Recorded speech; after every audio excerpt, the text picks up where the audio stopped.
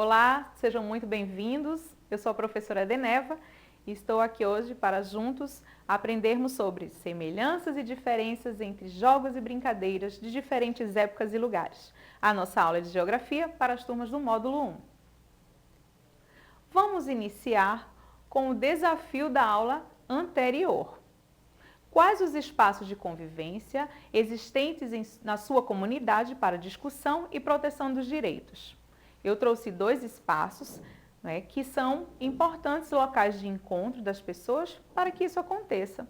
Inicialmente a praça e segundo o centro social ou centros comunitários. Essa foi a resposta que eu trouxe, mas vocês podem ter respondido outras coisas e a gente já sabe que existem vários lugares para que isso aconteça. Certo? Vamos começar a aula de hoje? Brincadeiras de infância. Quem nunca brincou, não é, gente? Trouxe aqui algumas brincadeiras, vamos acompanhar? Aqui pedra, papel e tesoura. Temos aqui as conhecidas bolinhas de gude, a pipa e o cabo de guerra. Jogo ou brincadeira? Vocês sabiam que existe uma diferença? Vamos conhecer?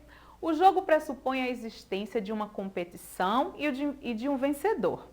No jogo existem regras previamente estabelecidas que todos os participantes devem seguir.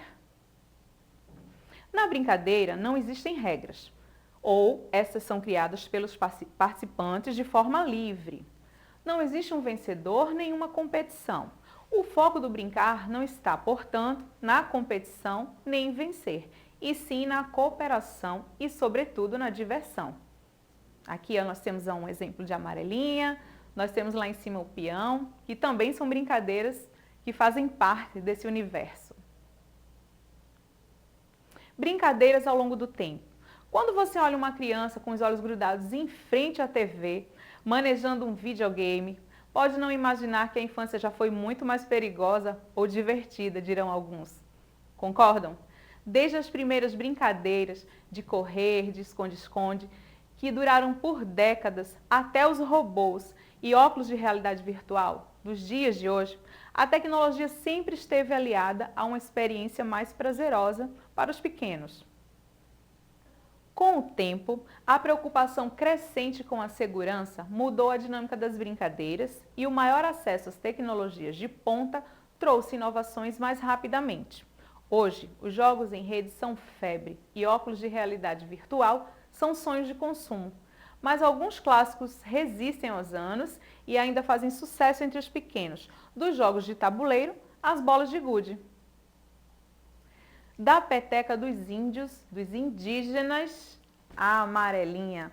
Vocês sabiam que existem também influência nas brincadeiras? A gente fala de cultura, de tanta coisa na história, mas quem iria imaginar? Pois é, os indígenas contribuíram sim para as nossas brincadeiras. Segundo relatos registrados em diários de viagens dos portugueses, os indígenas que viviam por aqui antes da chegada dos portugueses já praticavam um jogo que consistia em arremessar uma trouxa de folha cheia de pedras, que eram amarradas em uma espiga de milho e que chamavam de peteca, que quer dizer bater em tupi.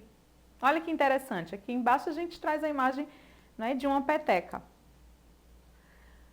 A influência negra nas brincadeiras, peão e papagaio. A criança africana, filha de escravos, sofreu influência em suas brincadeiras com a introdução de elementos europeus aos jogos e materiais herdados de sua matriz africana. Gilberto Freire lembrava que grande parte das brincadeiras entre meninos brancos e negros reproduziam a dominação do patriarcalismo e escravidão. Mas alguns jogos perduraram as gerações seguintes, como o peão, a pipa ou o papagaio, como se chama aqui no Nordeste, e o beliscão. Segundo Freire, até essas brincadeiras aparentemente inocentes ajudavam a ilustrar o sadismo dos pequenos filhos de donos dos engenhos.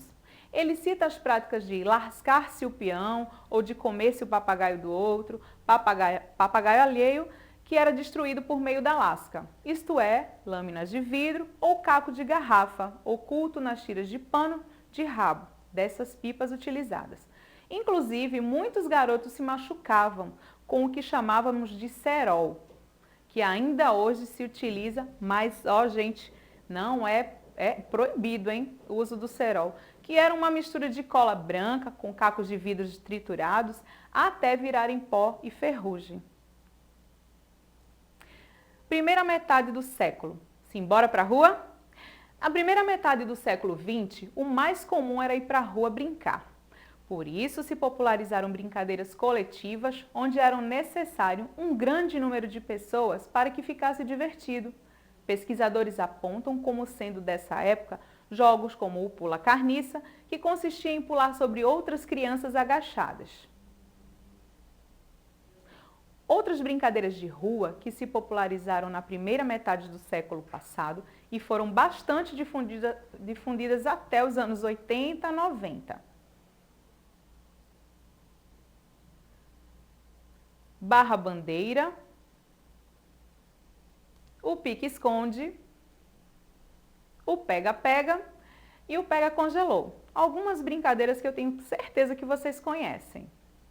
Anos de 1980 e a inovação técnica. Olha quanta novidade, gente. Podem dar uma olhada na imagem e verem se vocês identificam alguns desses brinquedos. Pois é, diversas invenções introduzidas desde os anos de 1960 chegaram aos anos 1980, como uma explosão consumista em diversos países do Ocidente. Para muitos, foi uma das melhores épocas para ser criança pelo elevado número de opções enxergados pelas marcas como um dos consumidores mais criativos. Foram criados pelas empresas e entre elas estão as molas coloridas, o bate-bate, a amoeba, o aquaplay e os gênios. Aqui embaixo a gente tem o bate-bate, a amoeba. Trouxe aí para ilustrar e para lembrar um pouquinho vocês dessa época tão boa que a gente já viveu.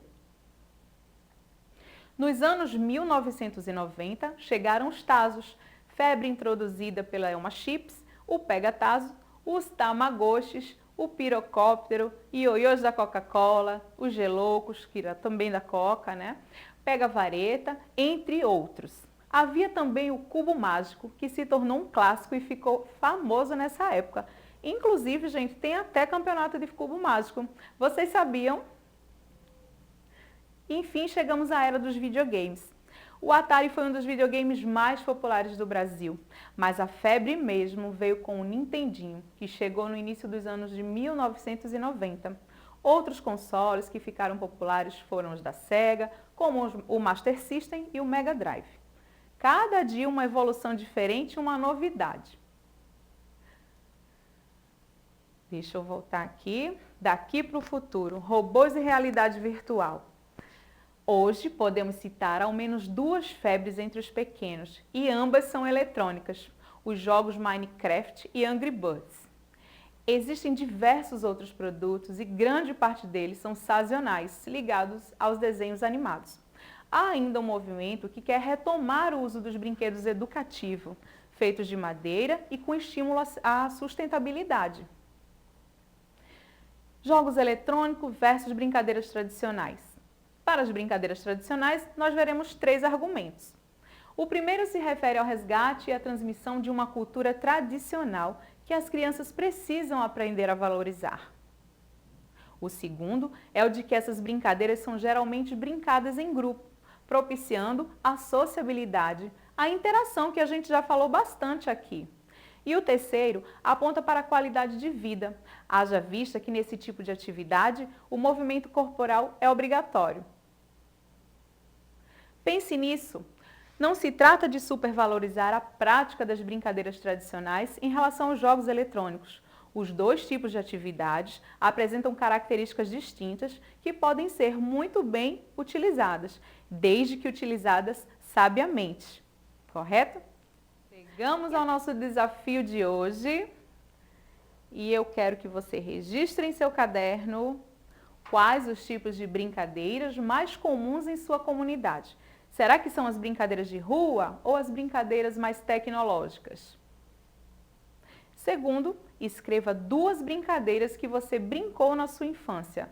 É hora da gente relembrar dos momentos gostosos que a gente viveu e trazer para a nossa aula de hoje. Tá certo, gente? Espero que tenham gostado e até a próxima!